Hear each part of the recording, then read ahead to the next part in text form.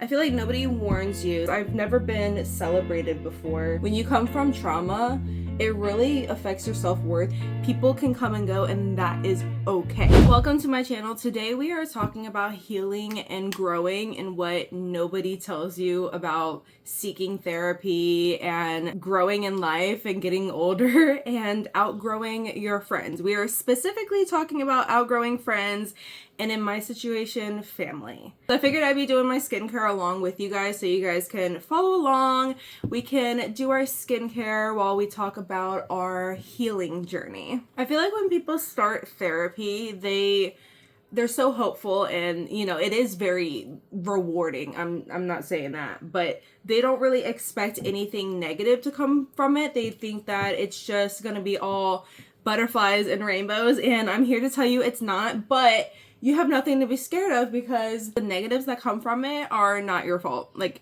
at all. So I feel like nobody warns you that, yeah, therapy will make you happier, but it'll also make your circle smaller. You stop people pleasing, you start setting boundaries, and those people look at you like, what?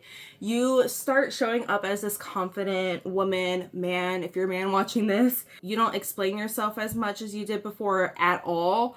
You unmask and you start really being yourself and living for yourself. And those who were just in your life to use you as a tool to get what they want in life, they're gonna start being mean to you. I stopped reacting the same. People were really used to like pressing my buttons and, getting a kick out of my reaction. I stopped doing that, and I stopped tolerating things that I tolerated before. You are cold, and oh, you've changed. Oh, now you think you're better than us. That one. But as I healed, I realized a lot of my friendships were built on trauma, like shared trauma, not shared values. We kind of grew dependent on each other because we grew up together, like in high school and everything. And we bonded over being stuck in life. And when I went to therapy and I started working on myself, I was no longer stuck. Like, I don't feel stuck anymore. I feel confident. I feel like I have control over my life now. And I feel like as the months go on and I become better and better, like 1% better every day, I feel like people are just not wanting to improve, and I love them. I love the friends that I made along the way. I just don't believe that I need to be that close with people who choose to be stuck, because there comes a point in time where you do have to take responsibility for how you manage your situation. No, you can't control what you've been through. If we could, we wouldn't go through it, but you can control how you react and how you move on in life. Healing is not linear. It's very up and down. I've had a lot of downs, especially realizing that maybe those around me don't care as much about them or about me as I care about me and those around me. You start realizing that you're the one that picks up the phone, not them. You're the one that makes plans, not them. You're the one that talks about the future and wants to grow and you're excited about learning and growing, and they're stuck talking about drama and, this person and that person. As I healed, I realized that I have outgrown a lot of people around me, and that's okay. That is absolutely okay. I used to think that like, oh, we're ride or die and we're gonna be together forever and we're gonna be friends till the end. But that's just not the case for everybody. A lot of the times there are stepping stones and there are lessons that you needed to learn along the way, and that is okay. People can come and go, and that is okay. You need to be okay with letting people go, because that is what comes with healing. And that is something that nobody really talks about. Everybody talks about, how you're going to have a better support system and you're going to be a better support system. That's something I never really looked at.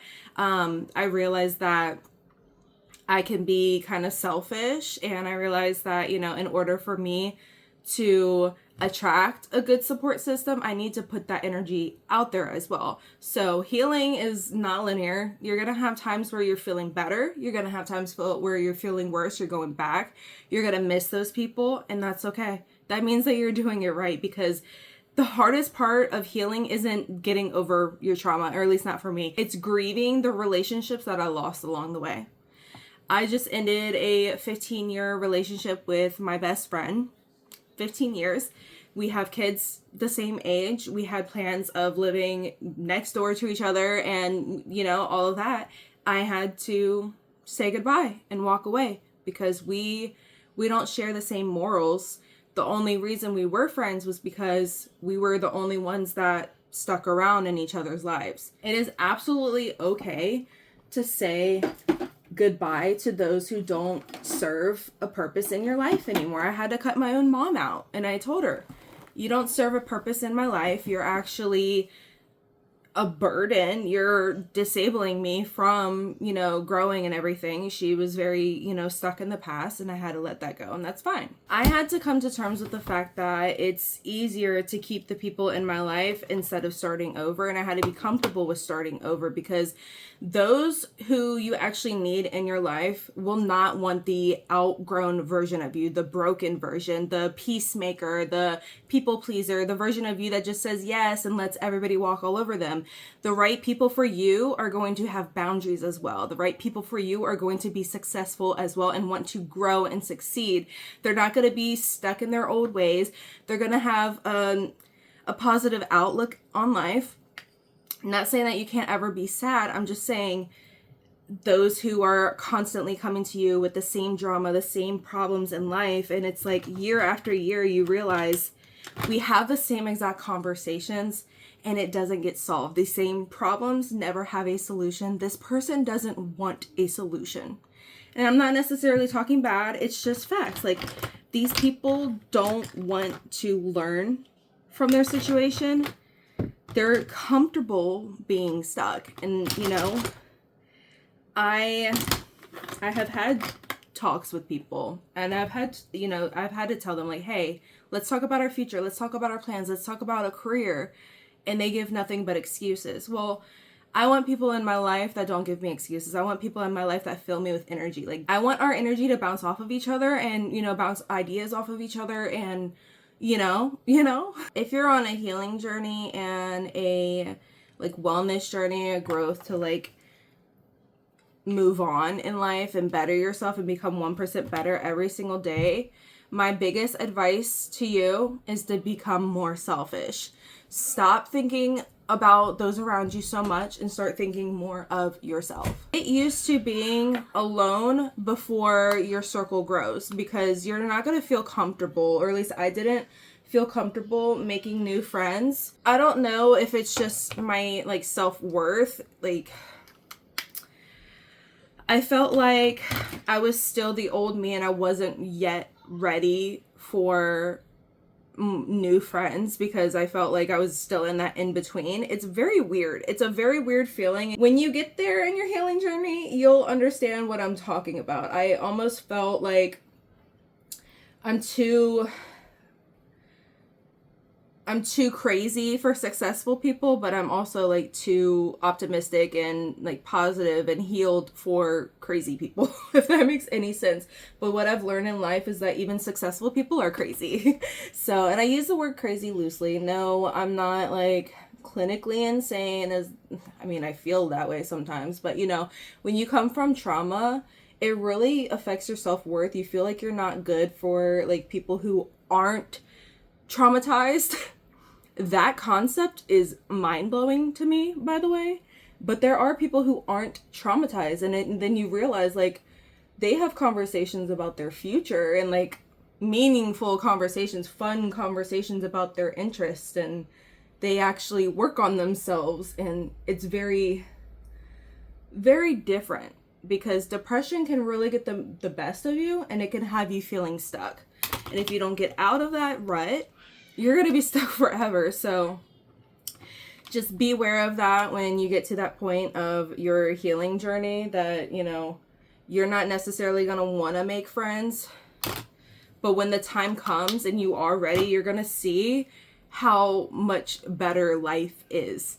Like, life just looks brighter to me now that I have people around me that are supportive, and I have people cheering me on every day, and it's just, like, so different, but I love it. It's just so different. I like to think of my life as a book series, or like a series of a TV show. Some characters stay throughout the entire series, which is awesome, but some characters die out, and then you get new ones, and it's very exciting to have a new plot line, a new character development, and all of that. If you are on a healing journey and you're at that phase where you're feeling like you're very alone, don't worry, you're not doing anything wrong. That's actually how you know you're doing everything right. This is the end of the video. Thank you so much for watching. I hope you guys have a wonderful day, week, whatever, night, whatever time you are watching this, and please, please, please, please, please stay hopeful and stay growing.